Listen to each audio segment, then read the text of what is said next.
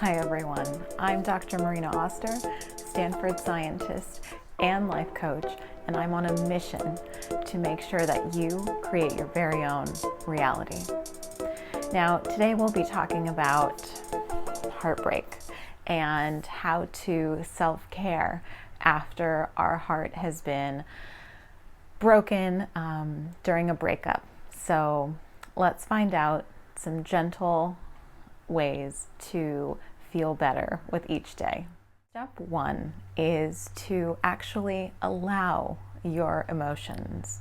Now, we often hold back because heartbreak is painful, right? It's one of the most painful things that we experience as human beings, because one moment we are in love, our heart is open and soaring and we're walking on air, and then the next it comes crashing down and it feels like we have lost that line, right? That lifeline to everything that was good. And that's actually a mistake in terms of thinking that someone else can supply and be that everything for us. So what you want to do is actually allow the emotions to come through. Don't suppress them. Don't hold them back. Don't try to run away from them. Let them come through, because if you do, then they will wash over and through and you will come out the other side. They will, like an ocean wave, crash and then move back into the ocean. So allow yourself to feel, because if you think about it, this is the human experience, right? The human experience is feeling the highs and the lows. It is feeling alive. It's that spectrum, right, that gives our life a reference point. It's that spectrum that gives our life meaning. So don't devalue, don't dismiss, don't suppress or hide from the emotions that you feel are ebbing right at your door. Let them through you. Let them wash over, and they will move on. And if you do that, if you just, feel the pain and feel like the rug was pulled out from underneath you, that's okay. We have all been there, haven't we?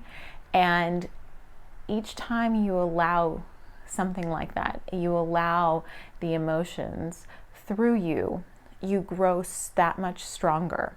You grow courage to experience. You grow in the ability to open yourself up and be vulnerable, because when you do, you're not afraid of that anymore. You're not afraid of feeling like you're on your knees. That's okay. We have all felt that, and some of us run away from that feeling, but those of us that allow it in better ourselves from it, and we grow that much stronger. So experience your emotions, let them pass by. You don't need to cycle through them and get stuck in them, but you do need them to come through and out the other side. And when you do that, you'll know that you were able to process through the emotions, progress through them, and then you can start picking yourself back up. Step two is to be so gentle with yourself. Don't judge. Don't judge what you did, what you should have done, what you wish the other person would have done. None of that will get you to where you want to be. And where you want to be is relief. Where you want to be is peace and an inner feeling of calmness and security. And you will achieve that if you actually do experience the emotions that are just coming crashing down, but then you move through them, like I said. And so the key is not to stop them with your judgment, right? And cycle over and over again, should have done this, should have thought about that. No, everything happens for a reason. Now, remember that when you're in this moment, it will make sense in hindsight, right? Because hindsight is 2020. That's the process of life. We're in the maze, but we don't have a bird's eye view. We don't know why this, why now. So allow the thought that this has a bigger meaning. It serves a purpose, and it will be clear to you when you look back in X amount of time, whether it is a month or a year from now. You will see why you needed this experience, because it will give you something. It will serve a greater purpose to make you stronger, to choose someone else, to define more clearly what it is you want. It will make sense, because it's very possible that what you wanted desperately to happen wasn't meant to be, and that there is a good reason for this. So just let that comfort you, that you will be in a time where it will make sense why things turned out the way that they did and why you are moving forward. Heartache subsides when we actually experience and place in that space of time between the event of the breakup happening and the current moment, events and experiences that are positive, that push back the intensity and the memory of the breakup. So think of it this way: the more positive experiences, the more getting yourself out there, connecting with other people, connecting with friends and family, exercising, taking up baking, taking up a different hobby, all of that will actually not only bring you in the present moment and away from the sadness, but it will also push back the experience of the breakup, and it'll give you a much healthier place from which to look at it in the future. So you don't want to self-isolate. You don't want to wallow in the negative, icky feelings of pity and regret and self-judgment. You don't want to stay with them. You can give yourself, of course, a couple of days to just be, and you should, but you don't want to anchor that and just stay in that feeling for more than that time.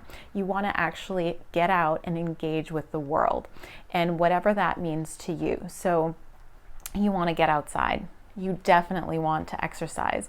You want to, again, be in your body. You want to feel the endorphins.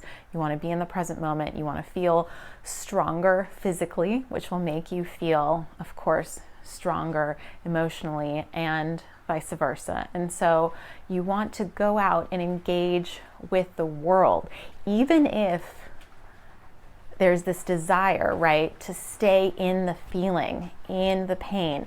Move through that. Force yourself out and through, and go and engage with the world, because then you'll be having new experiences which will dim and make the feelings and the experiences of that heartbreak, of the breakup, of the details grow further in time and be much more subtle, and they won't come and distract you and hurt you anymore. The next thing you want to do is have a gratitude practice. And again, it can be so short. It can take up 5 minutes of your time, 10 minutes of your time. It's really nothing, but the effects are quite transformational. You can do this before bed, especially because often the feelings and the memories start coming back, and you don't want to go to sleep with all of that pain and sadness reactivated within you. So the way you self-love is by getting out a journal. You can journal through your emotions, put them on paper. But what's something that you definitely should do is you should write out 10 things that you are grateful for. That will, again, refocus your mind before bed on the positives, on things that you do have, on things that do bring you joy, on the things that you're lucky to have and to experience in other areas of your life. And you want to allow that to take the place of the pain that you keep bringing up otherwise. And that's so tempting, right, to go back to those memories and the associated emotions. So get out a journal and just jot down the things that make you happier. And finally, when you feel like you're ready, a very, very powerful tool is to actually write out what it is that you want in a partner, what it is that you truly want in someone who will be walking alongside with you in this life. Now, if you feel like you can do that now, you should. If you want to give it some time, a couple of days, a week or so, then do that. But it's very helpful, rather than focusing on what you should have done or didn't do enough of, or the other person, what they should have done, what they didn't do enough of. Don't go there. Don't go into the what if, the shoulds. That doesn't exist as far as you're concerned, right? Because the experience has already happened. And so now you want to, instead of look behind you, you want to look forward. And for that, what you want is you want to write out what it is that you want in a partner. What do you want? What do you truly feel are the absolute foundational important traits, characteristics, personality traits, certain attributes in the person that makes you the perfect fit? What is that for you? What sort of traits? Is the most important thing to you kindness? Is it that the person is kind? Is it that the person values exercise and a healthy lifestyle like you? Is it that it is a person who isn't intimidated by all of that you are, your success, or all parts of your personality? What are those things? List them. And they really should be foundational, because you're only limited to 10. So if 10 things are all of what you can write down and have in a partner, what are they for you? Make sure to have them have true, deep meaning. Ask yourself, really, if all of the superficial and all of the pleasantries and all of the wouldn't it be nice if were set aside, what has this experience, this breakup, shown me that I truly do need, that I deserve, that really is something that fills me, sustains me, and that I can return to my partner and they will appreciate those things in me? So make your list, and whenever your attention goes to the unproductive route, right, when it goes to what I should have done, and just pull out your list and look at it and see, this is what is valuable to me. This is what I need in my life, in my partner. And over time, that will start to be your focal point, both consciously and subconsciously. You'll start to notice those traits in other people. They'll be highlighted to you because that's where your focus is, and you will be moving towards valuing that in the person that you are meant to be with and the person that you will find in your life. So remember, this is a courageous journey, and you are a hero, and this is your journey.